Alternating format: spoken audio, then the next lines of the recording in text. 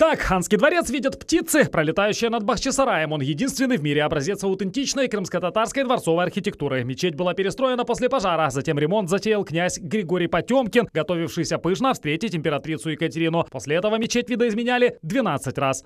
А вот это здание Ханская баня. Постройка поистине уникальна на протяжении 5 веков, с 16 по 20 она функционировала. В 1924 году баня закрыла свои двери для простых горожан, бахчисарайцев, превратившись в музей. Мистика это или закономерность, однако спустя всего 3 года на Бахчисарай обрушивается грандиозное землетрясение, которое разрушило купола и частично стены постройки.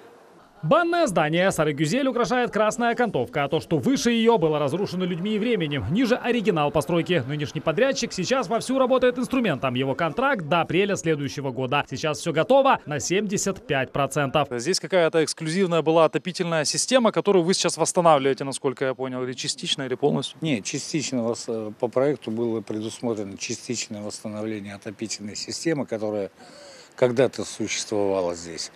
После того, как здание было разрушено, это в 20-х годах после землетрясения, было просто система гиппокауста, это называется. Она была завалена просто и сверху сделаны полы. В общем, Ханский дворец сейчас это 16 разных объектов реставрации. На подходе здания библиотеки и конюшня. Их здесь ждут как вершины ТП Кермена солнечных объятий на рассвете. Экспонаты уже не помещаются в фонды. Рабочие трудятся, совмещая тонкость художников и точность археологов. Все должно быть так, как 5 столетий назад. Находили старые элементы 16 века и обратно это все реставрировали.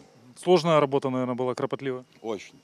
Особенно вот эти доисторические живописи. У нас на этом здании их несколько штук. В солнечную погоду золоченый Алем озаряет собой едва ли не всю территорию дворца. Он напоминание о том, что уже сделано за годы реставрации. На Ханском кладбище покоится прах 9 крымских ханов, а также 45 членов их семейства. Помимо этого, здесь же покоятся души людей, приближенных к дворцовой знати. А вот эти 2 белоснежные здания – это ханские усыпальницы. Они называются дюрбе. Всего тут таких постройки 2 расположенных рядом, а чуть поодаль, правда, отсюда этого не видно, располагается еще одна усыпальница – Диляры Бикеч. Эти 3 объекта были готовы раньше других, и сейчас они уже сданы в эксплуатацию подрядчикам.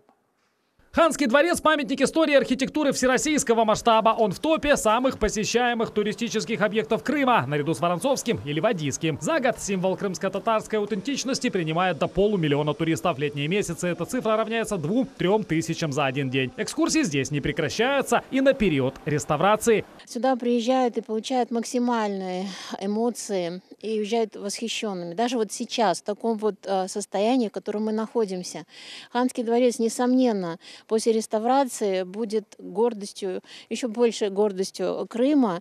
И сюда будут приезжать, действительно, с разных уголков земного шара и увидят, насколько он прекрасен. Отдельная строка в выполнении косметической операции для дворца – его главный корпус с ханским кабинетом. Чуть дальше гарем. Здесь работы пока еще не начались. Однако ситуация на особом контроле Минкульта. На данный момент ведется разработка научно-проектной документации, которая идет к завершению. В этом году она будет закончена. И уже предполагаемо в следующем году будет определен подрядчик, который непосредственно будет выполнять уже сами ремонтно-реставрационные работы. Реставрационные работы во дворце лишь часть объемной кампании по сохранению объектов культурного наследия. Причем Бахчисарайскому памятнику истории и архитектуры присвоен статус федерального. Он реставрируется в рамках ФЦП. Ее реализация завершится до 2025 года. Тарас Брезинский, Артур Чалый, телеканал Миллет, Бахчисарай.